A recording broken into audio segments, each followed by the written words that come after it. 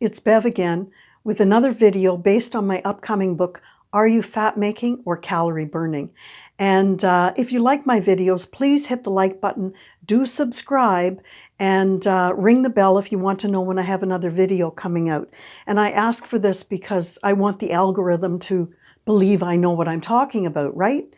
In any case, today's video is going to be on how to lose cellulite. And I think you have to understand what it is, why it happens, before you can understand how to lose it. So what is it? It is, sounds like an awful word, but it is a herniation. And a herniation is an abnormal protrusion. And what protrudes? Well, subcutaneous fat is the fat that's just under the layer of your skin. Visceral fat is in around your organs, but subcutaneous fat is just below your dermis. So the herniation of fat, and what does it do? It comes out through your connective tissues. So your body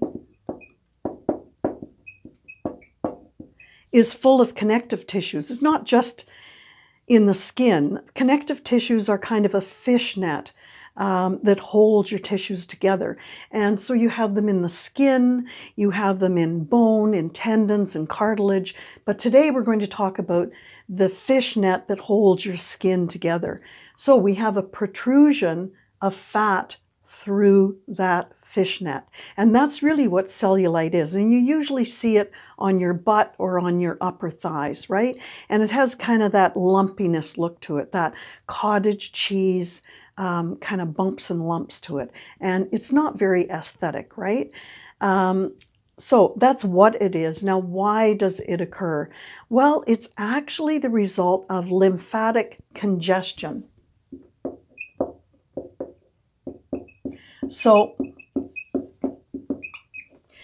the lymph glands, or the lymph system, let's say, is really responsible for clearing toxins and cellular waste, right? So it gets rid of toxins and cellular waste, and it also kind of maintains a healthy circulation or fluid balance.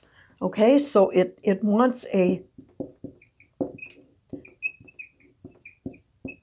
fluid balance in your body. When you have a failure in your lymph system, what happens is it's not draining properly, okay? And it's beginning to accumulate a lot of toxins and waste products. And if you watched another video of mine, you'll know that when you have too many toxins or waste in your body, it has to send it to fat cells to protect healthy cells. It will store all of that in your fat cells. And if you don't have enough fat cells, your body is your savior. It's just going to make more fat cells. So when this happens, your tissues become very swollen. And so you get a water retention, sometimes you get joint stiffness, and you are going to get cellulite. And you know, you will have seen some videos that talk about this kind of fat accumulation earlier in my set. Now, let's talk about how we're going to get rid of it. And I mentioned that it was subcutaneous fat. Well, you want to get your subcutaneous fat down. So you want to make your metabolism more efficient. And how do you do that? You want to burn more calories. So what you have to do is you have to increase your weight training. You want to increase your lean muscle mass, because that is your only calorie burning tissue. And when you're more calorie burning, you are going to increase your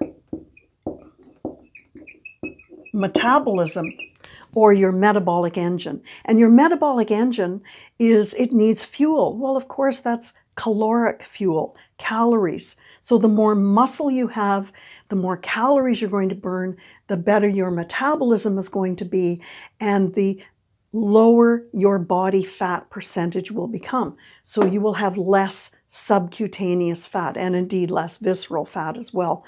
And I have to tell you, you cannot spot reduce in weight training. You know, I always see women going and, you know, they're trying to work on their butts and they're doing a lot of leg exercises to get rid of that cellulite.